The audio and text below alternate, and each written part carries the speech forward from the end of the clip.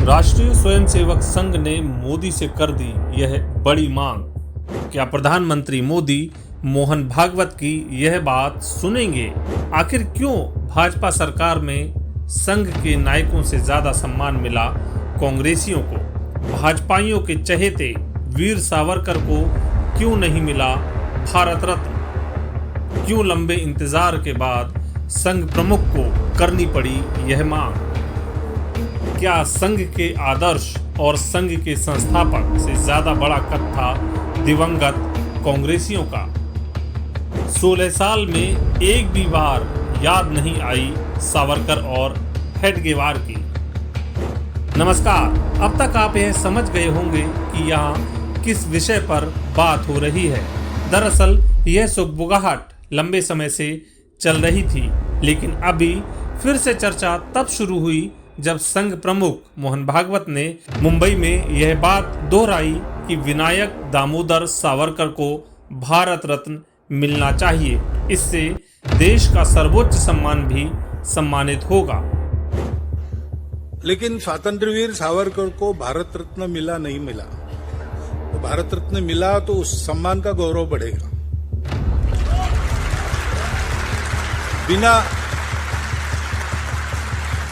बिना उस सम्मान के ही वो लाखों करोड़ों हृदयों के सम्राट बने हैं। इस बयान के बाद इस चर्चा ने फिर से जोर पकड़ लिया है और लोग मोदी सरकार से, एनडीए सरकार से सवाल करने लगे हैं कि आखिर क्यों उन्हें इस सम्मान से दूर किया जा रहा है।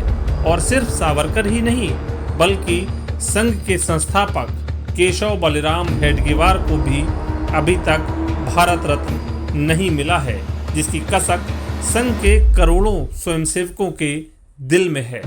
अब संघ प्रमुख के बयान के बाद एक बार फिर इस चर्चा ने जन्म ले लिया है कि जो सरकार पूर्व राष्ट्रपति प्रणब मुखर्जी, नरसिम्हा राव और चौधरी चरण सिंह को भारत रत्न दे सकती है, वह अपनी ही विचारधारा के शीर्ष पुरुषों को क्यों नहीं दे रही?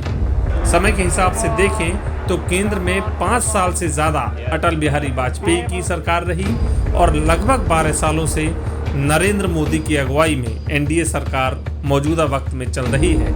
इन वर्षों में 10 लोगों को यह सम्मान मिला।